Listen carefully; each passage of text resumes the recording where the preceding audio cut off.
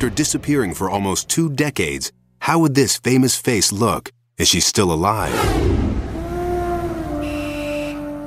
National Geographic photographer Steve McCurry hunts for a beautiful girl he saw 17 years ago. He snapped this famous photo of her, but didn't get her name. She was young and scared, a refugee from the war in Afghanistan. He called her the Afghan Girl. She has become really the icon of the Afghan struggle. Her plight and her situations really come to symbolize what's happened here over the last 2 decades. In 2001, the war in Afghanistan has the world's attention.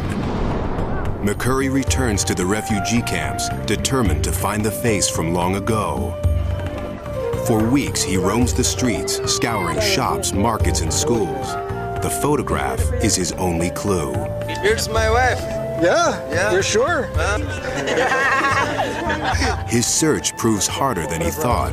In this conservative Muslim society, grown women must wear veils. If still alive, the girl would now be about 30, her stunning face hidden from view. We're going to look and see if we can find the records, see if we can find her whereabouts. Look says for the last 3 for this girl. After weeks of looking, McCurry's run out of hope and time. We have a lot of leads still coming in, but I'm going to have to leave today. Been through the camp exhaustively, looking and talking to as many people as possible. We've given it really our best shot.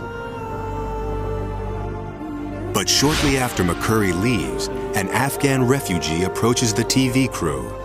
He says he knows the girl from the photo. But the woman now lives hours away near Tora Bora, across a border that swallows lives. The man agrees to bring her to a nearby home. 3 days later, she arrives. But there's a hitch. Local custom dictates only a woman may enter inside. We'll do that, and then we'll eagerly await. Associate producer Carrie Regan goes forward, alone. I remember walking to this back room, and there were women sitting around the floor, and they gestured to this figure in the back corner, and she looked up, and I saw these gleaming bright eyes. And for the first time, I thought, you know, we might just have something here. We might just have the Afghan Girl. There's one way to know for sure. A new technology called iris mapping. Carrie snaps a photo, which is rushed to a lab in the States. There, experts compare the eyes of the woman with those of the girl. The colored part of the eye is called the iris. The computer maps its subtle pattern.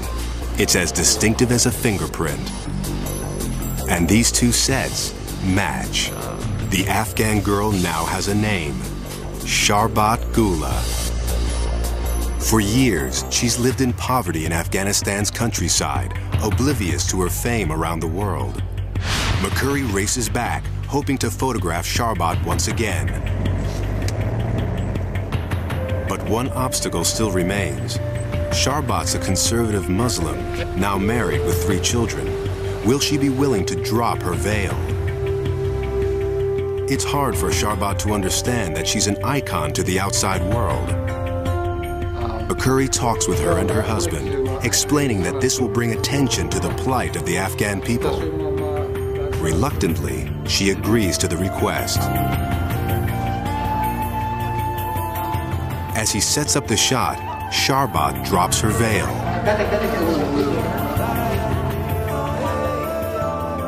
The famous eyes flash defiantly, again capturing the attention of the entire world.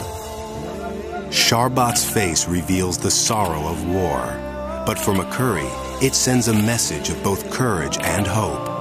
The fact that she's lifted up her burqa and revealed her face to the world, essentially, is sort of a minor miracle.